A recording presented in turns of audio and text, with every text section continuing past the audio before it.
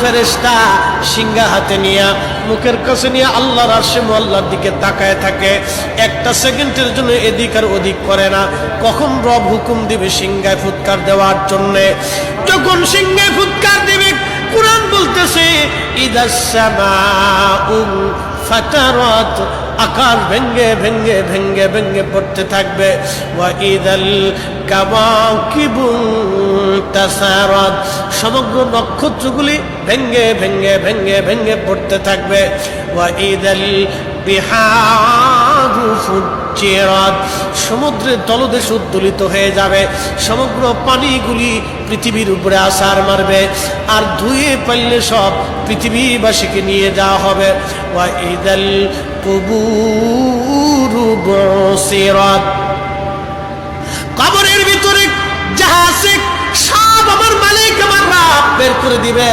কবর থেকে মানুষ বের হইয়া সেই দিন হাসরের ময়দানের দিকে দৌড়াইতে থাকবে, সবাই উলঙ্গ থাকবে, কিন্তু আমার নবীকে আল্লাহ ৭০,০০০ ফেরেশতা বেষ্টন করাইয়া জান্নাতের পোশাক পরাইয়া মহাসম্মানে ফেরেশতারা মিছিল দিয়ে দিয়া আমার নবীকে হাসরের ময়দানে মাকামে মাহমুদে বসাবে।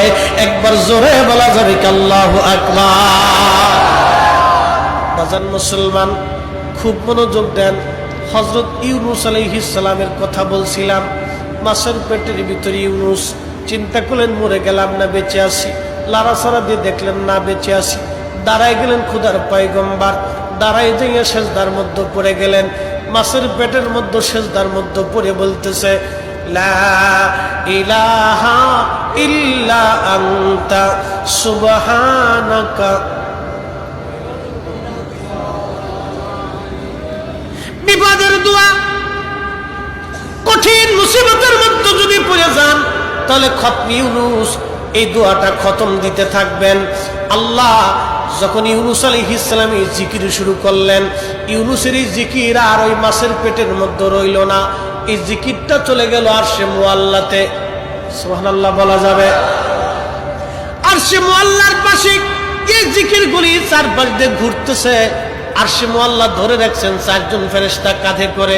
এই ৪ জন ফেরেশতা আল্লাহকে ডাক দেবে, বলে রব আপনার বান্দা ইউনূস তিনি জীবনে ভালো অবস্থায় থাকার সময় আপনার জিকির করেছে, আজকে সে মাছের পেটের ভিতরে পড়ে গভীর সমুদ্রের মধ্যে আপনার জিকির করতেছে। আল্লাহ ইউনূসের জিকিরের আওয়াজ আরশে মুআল্লার চারপাশ দিয়ে ঘুরতেছে। আল্লাহ আপনি আপনার ইউনূসকে মাফ করে দেন। আল্লাহ নবী বলেন উম্মত রে, ওই সময় যদি ইউনূস সেজদার মধ্যে পড়ে এই দোয়া না পড়তেন তাহলে কিয়ামত পর্যন্ত আল্লাহ ইউনূসকে মাছের পেটের মধ্যে ওইভাবে রেখে দিতেন। হযরত ইউনূস ওই সময় জিকির করতেছিলেন, এমন সময় ইউনূস আলাইহিস সালাম ডাক দিলেন, হে রব সমুদ্রের ভিতর থেকে আপনার জিকিরের আওয়াজ আসে, সমুদ্রের ভিতরে আপনার জিকির করে কে? আল্লাহ ডাক দিয়ে বলেন, ইউনূস তুমি সমুদ্রের ভিতরে জিকিরের আওয়াজ শোনো।